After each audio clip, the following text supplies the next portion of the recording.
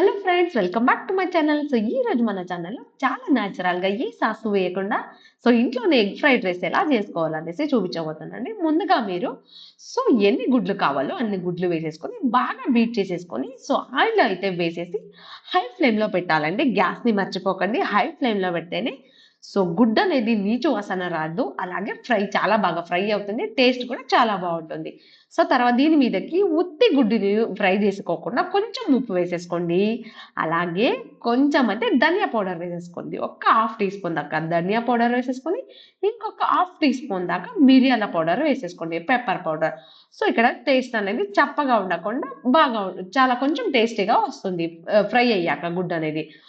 ఈ విధంగా అయితే మీరు ఎక్కడైతే కొంచెం ఫ్రై అవ్వనట్టు ఉంటుందో ఆ వైపు తిప్పేసుకుని బాగా ఫ్రై చేసుకోండి ఆయిల్‌లో అయితే. ఈ విధంగా మీరు బాగా అన్ని వైపులా తిప్పేసుకొని హై ఫ్లేమ్‌లో పెట్టి మాత్రం ఫ్రై చేయండి. మీడియం ఫ్లేమ్ అలాగే లో ఫ్లేమ్ పెట్టకండి, నీచు వాసన వస్తుంది. ఈ విధంగా మీరు బాగా కలుపుకుంటూ ఫ్రై చేసేసుకోండి. ఇట్లా చిన్న చిన్న ముక్కలుగా అవ్వాలి.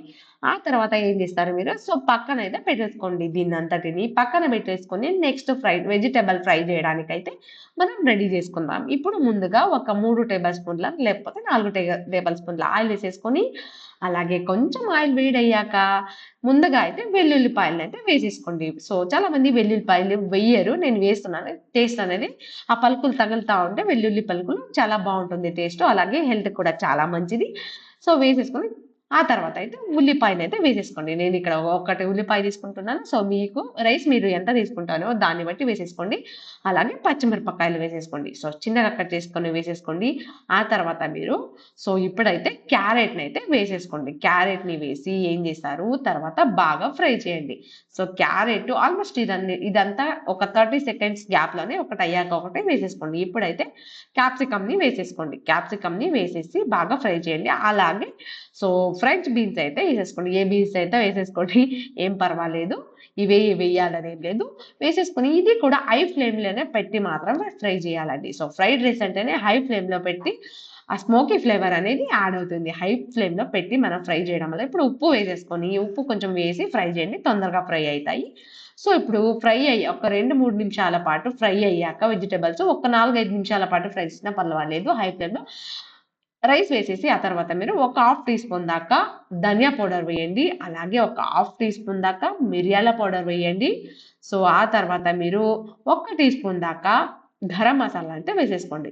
ఇక్కడ కారం పొడిని నేను వేస్తున్నాను 2 టేబుల్ స్పూన్‌లు. మీరు వేసుకోండి, లేకపోతే స్కిప్ చేయొచ్చు. పచ్చిమిరపకాయలు ఎక్కువ వేసినా పర్వాలేదు. ఇప్పుడైతే ఫ్రై చేసుకున్న గుడ్డునైతే వేసేసి ఒక 2 నిమిషాల పాటైతే బాగా మీరు ఫ్రై చేయాలి. మేము పొడిలన్నీ వేసాం గదా! పచ్చిగా ఉండకూడదు కదా! అందుకనేసి మనం ఇక్కడ ఇది కూడా హై ఫ్లేమ్‌లోనే పెట్టి ఫ్రై చేసేయండి. చాలా టేస్టీగా వస్తుంది. ఇక్కడ అది మీరు ఒకటి అబ్జర్వ్ చేసారా? నేను ఏ సాసు వేయలేదండి. ఇలా ఈ విధంగానే చేసుకొని తినండి. అచ్చం బయట తిన్నట్టే ఉంటుంది.